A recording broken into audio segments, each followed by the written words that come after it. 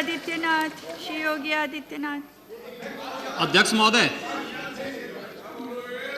महोदय, माननीय श्री मुलायम सिंह जी ने अभी जो बात यहाँ पर कही है, और मुझे अच्छा लगा कि लालू जी आज उनका समर्थन कर रहे हैं। प्रधानमंत्री के लिए भले ही उन्होंने समर्थन न किया हो, लेकिन आज समर्थन कर रहे हैं, पता नहीं किस बात के लिए। लेकिन मैं आपके माध्यम से पूरे सदन का ध्यान आकर्षित करना चाहता हूं उन मुद्दों की ओर जो आज भी सदन की मर्यादा के विरुद्ध यहाँ पर बातें हो रही हैं और किस प्रकार से गुमराह किया जा रहा पूरे देश को। अयोध्या में 3 प्रकार की परिक्रमाएं होती हैं, पंचकोसी, 14 कोसी और 84 कोसी। और महोदया, उसी परंपरा के अनुसार 84 कोसी परिक्रमा देश के संतों ने प्रयागराज महाकुंभ के अवसर पर 10,000 संतों ने वहां पर तय किया था और उसी के अनुसार परिक्रमा का यात्रा का कार्यक्रम तय हुआ था।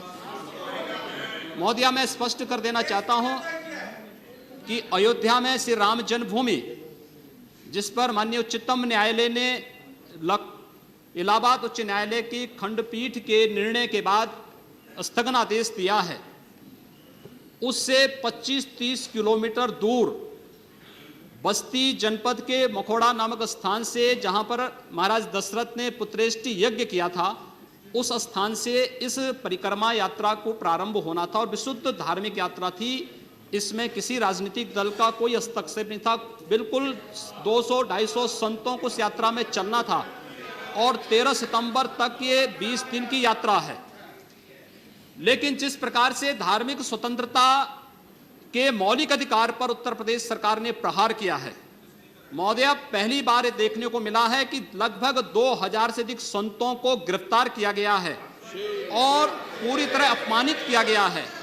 यहां तक कि अयोध्या जी में सरयू जी का स्नान करने वाले जो संत ऐसे हैं जो केवल सरयू जी का स्नान करते हैं, उसी का जल का ग्रहण करते हैं, उन्हें वहां सरयू जी का पूजन नहीं करने दिया गया, स्नान नहीं करने दिया गया, जबरन उठा करके बंद कर दिया गया, उन पर लाठियां चलाई गई हैं, पूरी तरीके से अपमानित करके। सबसे पहले तो सरकार ने हमारे संवैधानिक और मौलिक अधिकारों का हनन किया है।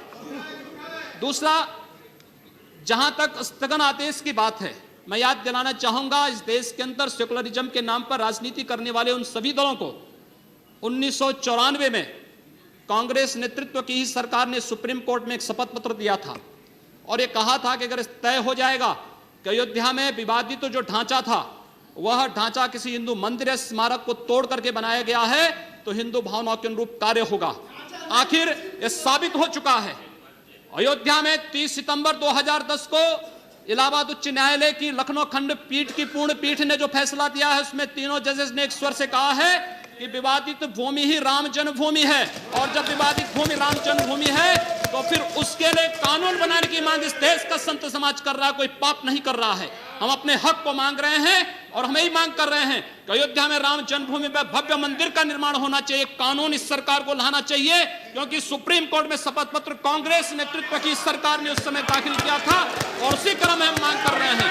और संतों को उनके हकों से वंचित किया जा रहा है, उनके धार्मिक यात्रा को प्रतिबंधित किया जा रहा है, उन्हें अपमानित किया जा रहा है। और किस समाजवाद की बात मुलायम सिंह जी कर रहे हैं, किस संविधान की बात कर रहे हैं? ये समाजवाद है। स्वयं राष्ट्रीय अध्यक्ष हैं, इनके 2 भाई महासचिव हैं, इनका पुत्र प्रदेश अध्यक्ष है। कौन से समाजवाद की बात करते हैं? परिवारवाद की बात करते हैं। बेवकूफ बना रहे देश को, ये केवल देश को बेवकूफ बनाने का कार्य कर रहे हैं और बेवकूफ बना करके समाजवाद के नाम पर समाज को बेवकूफ बना करके सेकुलरिज्म की धज्जियां उड़ा रहे हैं। 30 दंगे उत्तर प्रदेश के अंदर हो चुके हैं महोदय, 1 वर्ष में 30 बड़े-बड़े दंगे। हर दंगे में हिंदू प्रताड़ित हुआ है, हिंदू जेल में बंद हुआ है, और यह सरकार परंपरा की बात करती है। किस परंपरा की बात इस सरकार कर रही है? कि आतंकवादियों के खिलाफ दायर मुकदमों को वापस लेना कौन सी परंपरा का हिस्सा है? यह सरकार उत्तर प्रदेश के अंदर जिस प्रकार से सरकारी जमीनों को कब्रिस्तान के नाम पर आवंटित कर रहा है, कौन सी परंपरा का हिस्सा है? जिस प्रकार से वहां पर वहां के गरीबों, वहां के पिछड़ी जाति, वहां के अनुसूचित जाति के हकों पर डकैती डला करके ये सरकार जिस प्रकार से जंगल राज कायम की उत्तर प्रदेश के अंदर, आखिर वो किस परंपरा का हिस्सा है? और इसीलिए मैं आज के इस माध्यम से आपसे अनुरोध करना चाहूंगा, उत्तर प्रदेश सरकार ने उत्तर प्रदेश के अंदर हमारी धार्मिक भावनाओं का अपमान किया है, संतों को अपमानित किया है। इस सरकार को रहने का अधिकार नहीं होना चाहिए, इसे तत्काल बर्खास्त किया जाना चाहिए। आपसे मैं ये अनुरोध करूंगा कि भारत सरकार से मैं ये मांग करूंगा, ये सरकार लड़ाने का कार्य कर रही है, यह केवल मुस्लिम जिहादी आतंकवाद को प्रश्रय दे करके हिंदुओं को अपमानित करके संतों का अपमान करना चाहती है। और इसीलिए 84 कोसी परिक्रमा को इसने रोका है। महोदया, जितनी फोर्स वहां लगाई गई अब समाप्त उसका करिए। दशांश भी, महोदया, उसका केवल दशांश भी केवल सुरक्षा के लिए देखी 200-250 संत अपनी धार्मिक यात्रा को शांतिपूर्ण ढंग से निकालते। इस सरकार ने यात्रा पर रोक लगा करके उत्तर प्रदेश के अंदर 10 करोड़ लोगों को पीड़ित किया है, अपमानित किया है, उनको परेशान किया है।